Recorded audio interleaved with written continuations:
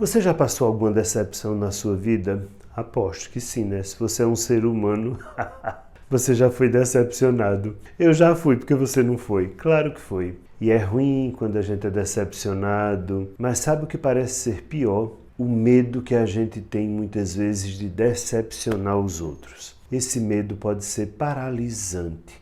E é preciso talvez a gente entender como vencer este medo de decepcionar. Eu sou Marcos Lacerda, psicólogo, e esse é mais um Nós da Questão. Vamos junto!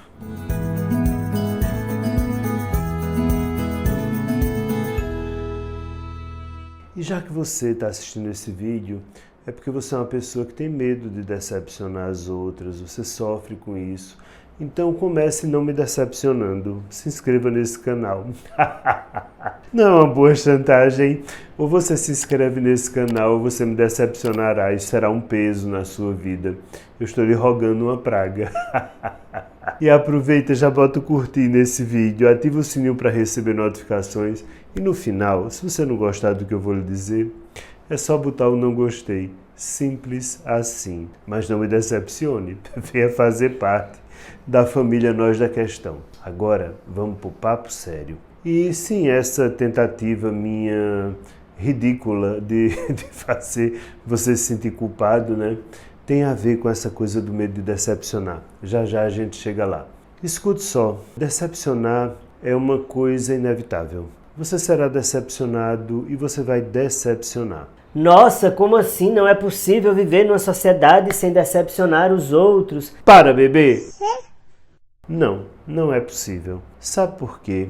Porque existem diferenças. Nós somos diferentes uns dos outros e em alguns momentos essas diferenças se chocarão. Isso é absolutamente impossível ser diferente. Não importa se você ama a pessoa, se você odeia a pessoa, você até às vezes pode decepcionar alguém que você ama e não decepcionar alguém que você detesta. Vai depender da colisão, de como é que as coisas colidem. Um exemplo do que eu estou dizendo, eu tenho um paciente médico e ele adora medicina e ele queria ser médico e era o sonho da vida dele.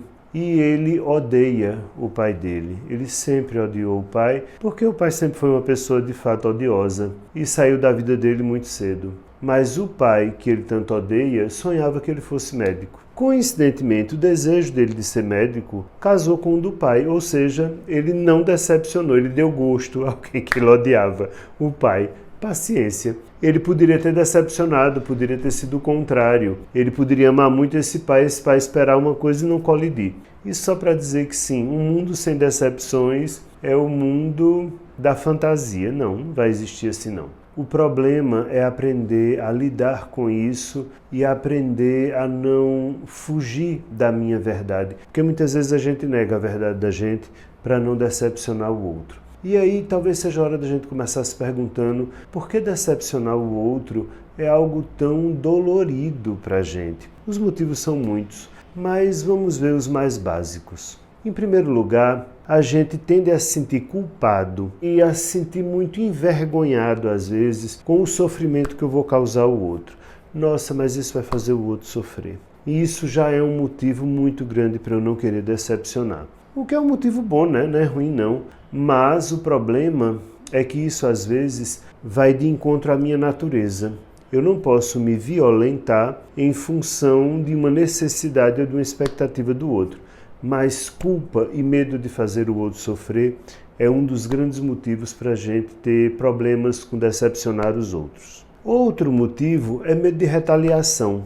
Muitas vezes a gente tenta não decepcionar o outro por medo de ser retaliado. E retaliado pode ser de muitas formas. Se eu disser não, eu vou ouvir não, ou eu não vou mais fazer parte de determinada situação, ou eu vou ser cortado do emprego, ou a vaga não vai ser minha, ou seja lá o que for. Então, medo de retaliação é uma outra coisa que pesa muito. E outra coisa que torna difícil decepcionar o outro é que a gente tende a ter uma crença que o nosso desejo não é legítimo. Então, o que eu quero para a minha vida, o que eu sinto, não é justo o suficiente para que eu decepcione, sobretudo se eu amo a pessoa, né? Então, minha família espera determinada coisa de mim, eu amo minha família, como vou decepcioná-los? Mas eu quero isso, mas minha família quer o contrário. Então, às vezes o nosso desejo não parece legítimo, não parece suficiente. Então, há muitos motivos para a gente ter medo de decepcionar, mas esses que eu disse normalmente estão presentes. Agora, saber isso que eu estou lhe dizendo resolve o seu medo de decepcionar? Não. Por quê? Porque entre eu saber destas coisas e eu executar isso, ou seja, ser capaz de dizer ao outro uma verdade que vai decepcioná-lo, há uma distância. Entre eu entender com a cabeça e eu agir com a alma, há uma lacuna, há um abismo nessa história. E esse abismo muitas vezes é provocado porque me falta repertório. Muita gente não consegue ter repertório para lidar com esse tipo de coisa. Por isso que depois dos 40 fica muito mais fácil a gente decepcionar os outros. Depois dos 40, a gente até pode se sentir um pouco mal por ter decepcionado, mas depois dos 40, confie. Quem já passou sabe o que eu estou dizendo. Depois dos 40, decepcionar, olha, faz festa na boca da gente. A gente nem liga tanto, né, assim. Pois é, por quê? Porque a gente já tem repertório. Que repertório é esse? Depois dos 40, a gente já está mais pronto para lidar com uma coisa muito comum quando a gente decepciona o outro: chantagem emocional. Quando a gente decepciona alguém, do lado de lá vem uma resposta. E essa resposta muitas vezes vem na forma de chantagem.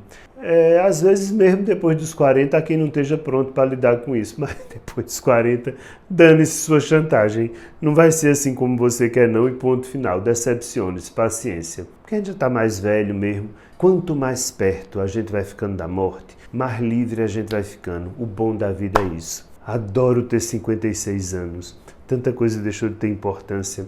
Adoro. E nessa falta de repertório entram outras habilidades que faltam também para decepcionar o outro. Por exemplo, entender que a vida do outro, por mais que eu ame este outro, é responsabilidade do outro, não é minha.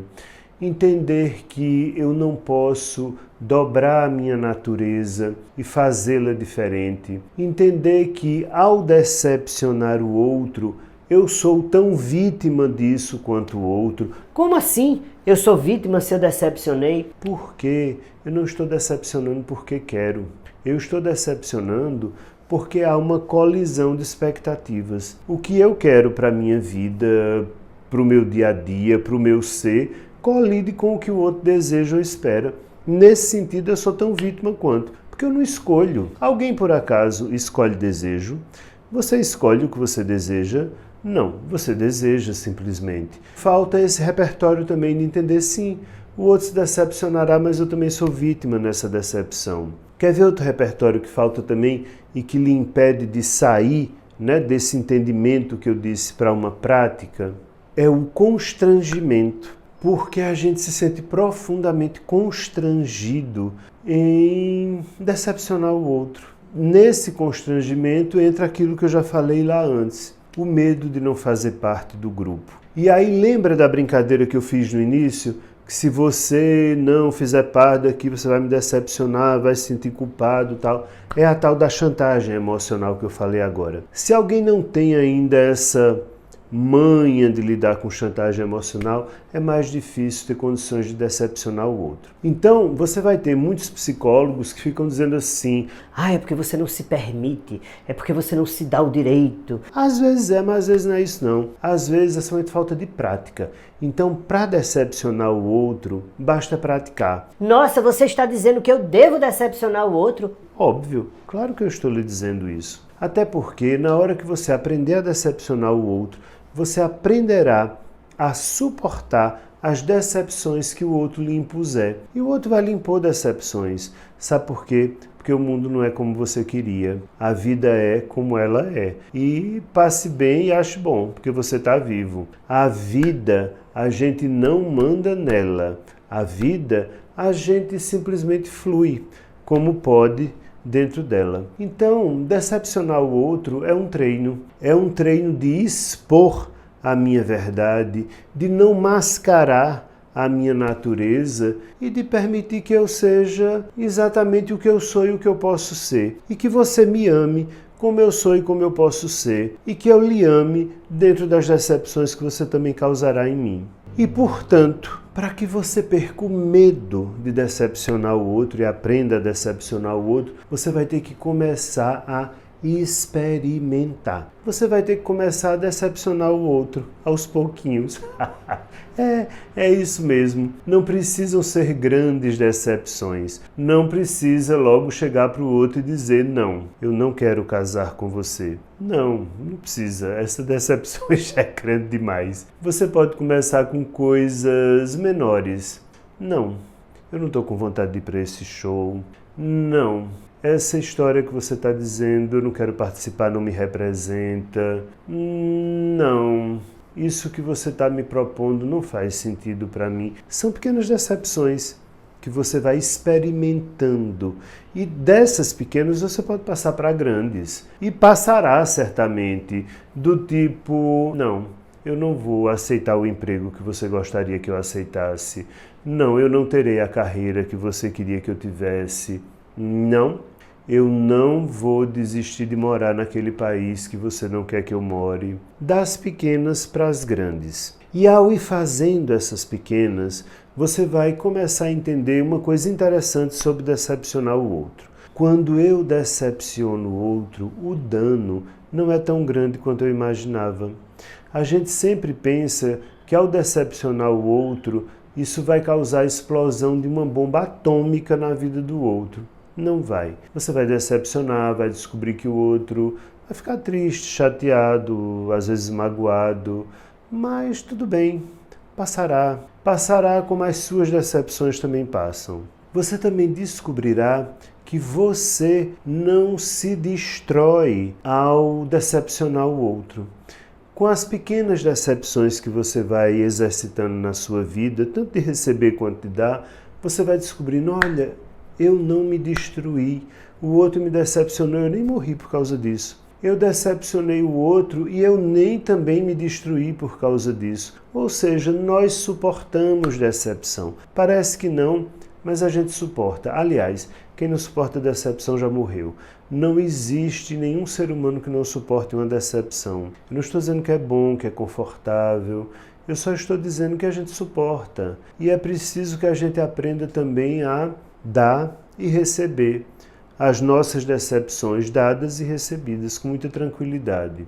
Um mundo sem decepções é como imaginar um mundo sem diferenças. O mundo é feito de diferenças e quer saber? Tá tudo bem. Agora, lembre-se de uma coisa: eu posso decepcionar o outro com brandura, com gentileza. Eu não preciso decepcionar o outro com brutalidade, eu não preciso decepcionar o outro com dane-se, com sarcasmo. Não, eu posso decepcionar o outro simplesmente dizendo: essa verdade não é minha. E eu não vou mentir para você fazendo de conta que é, porque isso não seria bom nem para mim, nem para você. Pense nisso. Tchau, até a próxima!